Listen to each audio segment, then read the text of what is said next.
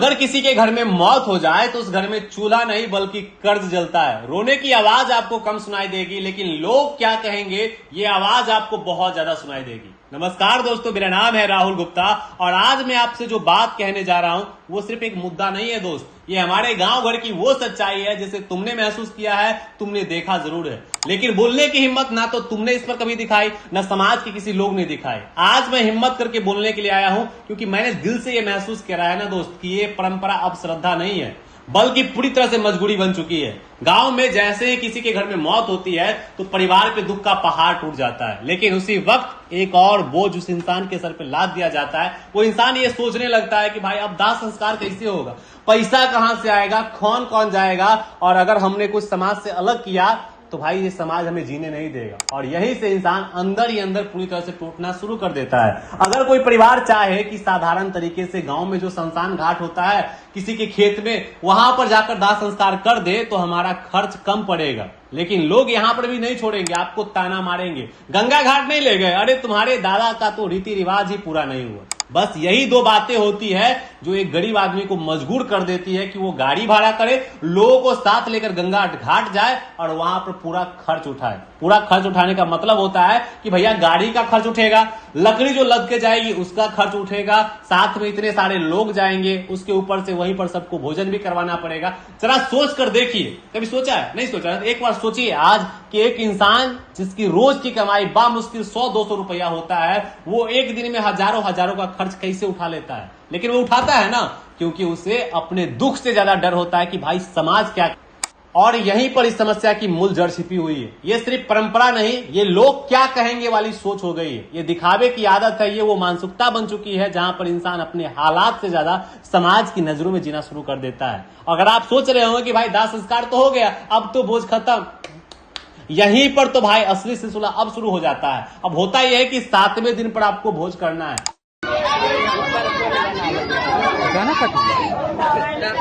9वां दिन हुआ तो वहां पर भोज करना है, 10वें दिन पे भोज करना है, 11वें दिन पे श्राद्ध क्रम का भोज करना है। हर दिन नए नए लोग आएंगे, नए नए खर्च होंगे और हर दिन एक गरीब इंसान और ज्यादा मरता हुआ चला जाएगा।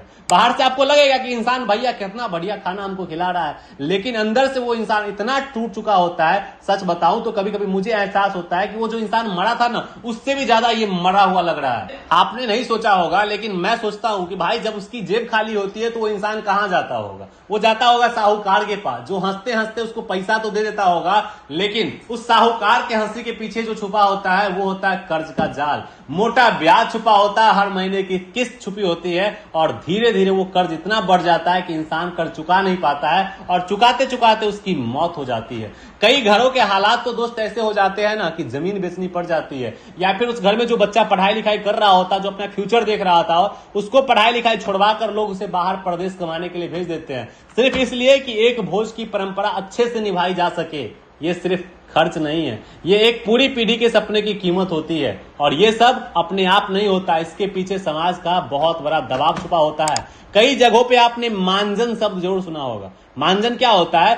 गांव में एक व्यक्ति होता है जो ये डिसाइड करता है कि क्या होगा, कैसे होगा, किसे बुलाया जाएगा, किसे खिलाया जाएगा। अगर कोई गरीब मना कर दे कि भाई हम भोज नहीं कर पाएंगे, हम बहुत लाचार हैं, तो उस पर दबाव डाला जाता है। उसको कहा जाता है कि अगर तुमने ये नहीं किया तो तुमको समाज से पूरी तरह से अलग थलग कर दिया जाएगा। जरा सोच के देखिए, दुख के समय में भी इंसान अपने मन से फैसला नहीं ले सकता है, उसे समाज के डर में जीना पड़ता है और यही इस कुप्रथा की असली सच्चाई है। अगर आप सोच रहे होंगे कि ये सब सिर्फ श्राद्ध तक सीमित है तो भाई यहां भी आप गलत है। ये शादी विवाह में भी यही कहानी दोहराई जाती है। इतने लोगों को बुलाओ, इतना बड़का भोज करो, चाहे घर की हालात तुम्हारी कैसी हो, हमको घंटा फर्क नहीं पड़ता है। यानी गरीब आदमी हर मोड़ पे कर्ज के जाल में फंसा हुआ रहता है।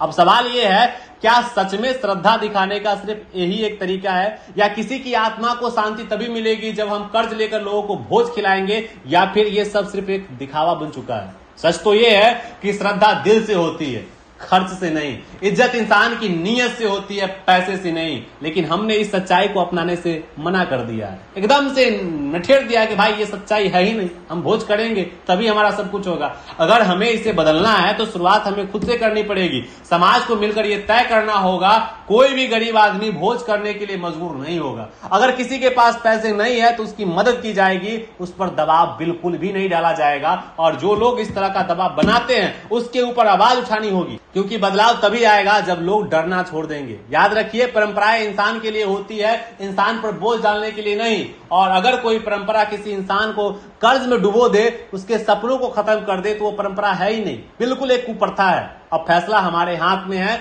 हम इसे आगे बढ़ाएंगे या इसे यहीं पर खत्म कर देंगे, क्योंकि समाज बदलता है जब लोग चुप्पी छोड़ देते हैं। अगर आपको लगता है कि ये सच्चाई हर घर, हर कस्बे तक, हर गांव तक पहुंचनी चाहिए, तो इस वीडियो को इतना शेयर कीजिए कि सब तक पहुंच जाए, क्योंकि एक आवाज नहीं, हजारों आवाज मिलकर एक बदलाव जरूर ला सकती है। इस वीडियो को देखने के लिए आपका तहे दिल से बहुत बहुत शुक्रिया।